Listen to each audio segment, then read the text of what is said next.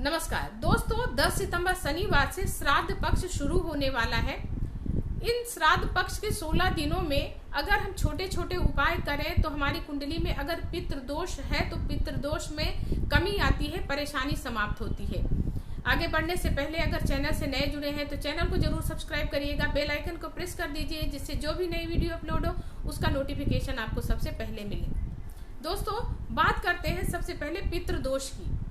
पितृदोष ऐसा सब सुनने में आता है जब किसी तरह की परेशानी आती है व्यक्ति के जीवन में, तो ऐसे सुनने में आता है कि पितृदोष है जिसकी वजह से जीवन में परेशानियां आ रही हैं, माता पिता नाखुश हैं जिसकी वजह से परेशानियां आ रही हैं। पर ऐसा नहीं होता है। जब हमारे माता पिता हमारे साथ होते हैं, जीवित होते हैं, तो अपने संतान के लिए, अपने बच्चे के लिए कितना कुछ करते हैं, उसकी हर ख्वाहिशों को पूरा करते हैं। अपने ख्वाहिशों को दबा देंगे लेकिन संतान की हर जिद को पूरा करते हैं, उसको तरक्की दिलाने के लिए हर भरसक प्रयास करते हैं।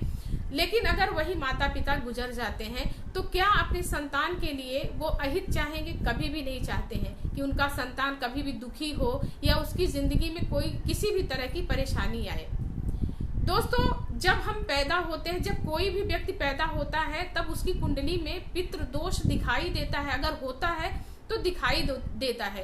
वैदिक कुंडली के अनुसार भी अगर देखा जाए, अगर चंद्रमा सूर्य अगर पीड़ित अवस्था में है शनि राहु केतु के साथ, तो उस समय पर पितृदोष दिखाई देता है। ऐसे लाल किताब के अनुसार भी अगर देखा जाए, वहां भी हर ग्रहों से संबंधित पितृदोष बताए गए हैं और उसके उपाय भी बताए गए हैं।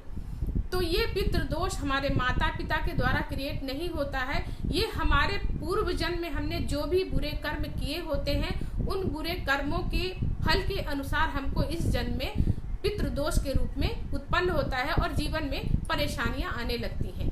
तो अब उन परेशानियों को दूर करने के लिए ये श्राद्ध पक्ष आता है। जब पितृ पक्ष आता है उस समय पर अगर छोटे छोटे उपाय किए जाएं तो हमारी जो परेशानी है धीरे धीरे खत्म होती है और हमारी जिंदगी में खुशहाली आती है।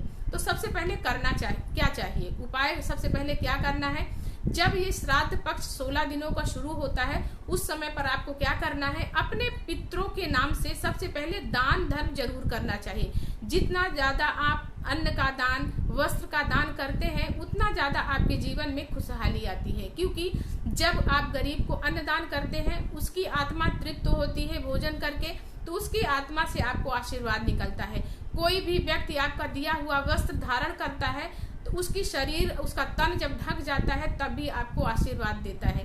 इसी प्रकार जब श्राद्ध पक्ष हो तो आपको ब्राह्मण भोजन जरूर कराना चाहिए। ब्राह्मण भोजन कराएं और आपकी माता पिता को या आपके दादा दादी को जो भी चीज खाने में पसंद हो उस समय पर ब्राह्मण भोजन के दौरान आपको जरूर देना चाहिए। इससे आपके जो माता पिता हैं, दादा दादी हैं, उनकी आत्मा तृप्त होती है, प्रसन्न होती है। दोस्तों, अब बात करते हैं, अगर आपने कुछ पूर्व जन्म में बुरे कर्म किए थे जिसका फल है इस जन्म में भुगत रहे हैं, तो आपको क्या करना है, आपको इन 16 दिनों के दौरान में आपको एक आटे का दीपक बनाना है, उसमें देसी घी डालना है, गाय का घी डालना है, और आप अपने जो भी पुराना मंदिर हो शंकर भगवान का, वहां जाना है शिवलिंग के पास और वहां बैठ करके आपको दीपक प्रज्वलित कर देना है। उसके बाद आप उनसे हाथ जोड़ करके अपने किए हुए पिछले जन्म के और इस जन्म के जो भी बुरे कर्म हो उसके लिए माफी मांगनी है, या कोई भी पूर्वज के द्वारा कुछ भी बुरा कर्म हुआ है उसके लिए माफी मांगनी है और चुपचाप चले आना है। वहां पर किसी भी तरह की इच्छा को नहीं रखना है। ऐसा लगातार अगर 16 दिन करते हैं तो आपका किसी भी तरह का अगर पितृदोष होगा समाप्त हो जाएगा। दोस्तों, इसी प्रकार अगर आप अपने पितरों के नाम से तर्पण करते हैं, अगर तर्पण करते हैं तो आपके जो पितृ हैं वो तृप्त होते हैं और उनकी आत्मा जब तृप्त होती है तो आपको आशीर्वाद देती है और आपके जीवन से परेशानियां दूर होती हैं। इन 16 दिनों के दौरान आपको अमावस्या के दिन आपको क्या करना है, पीपल के वृक्ष के नीचे एक सरसों का तेल जलाना है, सरसों के तेल का दीपक जलाना है और आपको खीर थोड़ा सा बना करके पेड़ के नीचे अपने पितरों के नाम से रख देना है और वहां पर खड़े होकर के अपने पितरों से आपको क्षमा मांगनी है, आशीर्वाद मांगना है और अपने जो भी आपने द्वारा किया हुआ बुरा कर्म है उसके लिए भी आपको क्षमा मांगनी है। इस प्रकार करके आपको अपने घर आ जाना है। इस तरह के छोटे छोटे जो काम है अगर करेंगे तो आपके जीवन से जो परेशानियां चल रही होती हैं धीरे धीरे समाप्त होती हैं, आपके घर में खुशहाली आती है और आपके घर में हर तरह से समृद्धि बढ़ जाती है। दोस्तों, इस तरह के छोटे छोटे हर साल जब श्राद्ध पक्ष आता है तो उपाय करते हैं तो आपकी परेशानी खत्म होती है। दोस्तों, अगली बार इसी तरह के उपाय के साथ छोटे छोटे फिर मिलूंगी। तब तक के लिए जय माता दी।